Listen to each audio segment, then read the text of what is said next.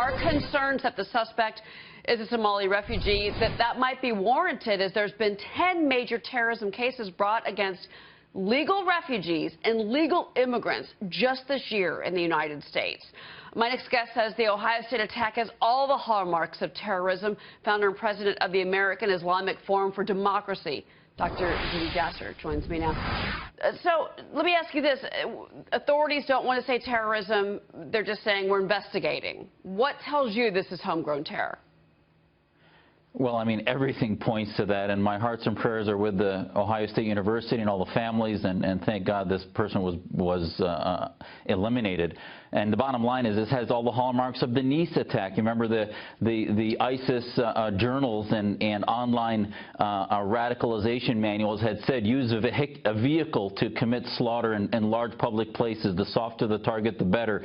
Then we saw in the San Bernardino shootings and in Orlando, softer and softer targets. Then there was the magazine Rumiyya, which came out in October and was talked about online, that it basically said use knives, use any public setting with schools, kids with backpacks, whatever it may be, so that you can commit the slaughter and bring attention to the fact against the West, against the enemies of Islam. And as we saw, one of the things we're seeing with this gentleman is that the precursors of violent radicalization are nonviolent radicalization, fears of the West media, of using terms like Islamophobia and other aspects that make Muslims separate out of society and head them on that path towards radicalization. Well, does part of your theory on this, and we should say, of course, it's early going, this just happened this morning, but that the fact that he did spend time in Pakistan, that he was quoted, as our correspondent just mentioned, saying that he was scared to pray on the campus in Ohio. Does that kind of lead you to believe that there's more here than what authorities are telling us?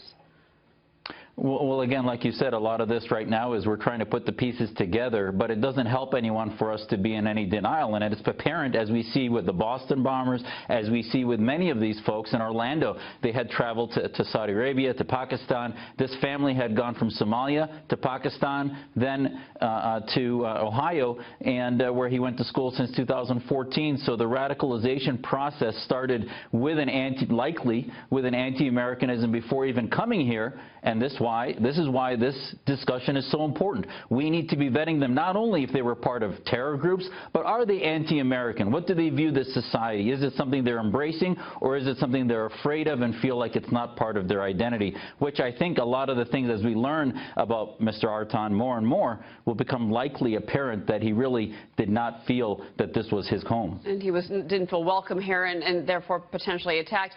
Just a couple of months ago, let me ask you this. ISIS had called for random knife attacks in alleys, forests, beaches, quiet neighborhoods.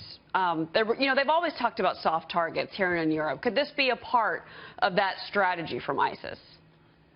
Exactly, and the reason they use that strategy, and by the way, when we talk about them, telling them that they're more afraid, well, that doesn't make the onus on Americans. It's their onus, because they are trying to radicalize Muslims, and they tell them to do these very soft targets because they're realizing the Homeland Security is squeezing them more and more, and they have to use victims of opportunity, which are in public spaces. So they want to unravel our society from within, and the way to do that is at healthcare facilities like at San Bernardino, or the National Guard recruiting places like in Chattanooga, or the bar like in Orlando. These are no longer the hard targets which are no longer accessible to them. They simply want to get on the front page and commit heinous acts of terror, and that's what this is. And we need to start looking at earlier precursors before they pick up the knives and launch into an attack like this man did looking today. at their social media chatter and I hate to say profiling, but that may be down the line possibly.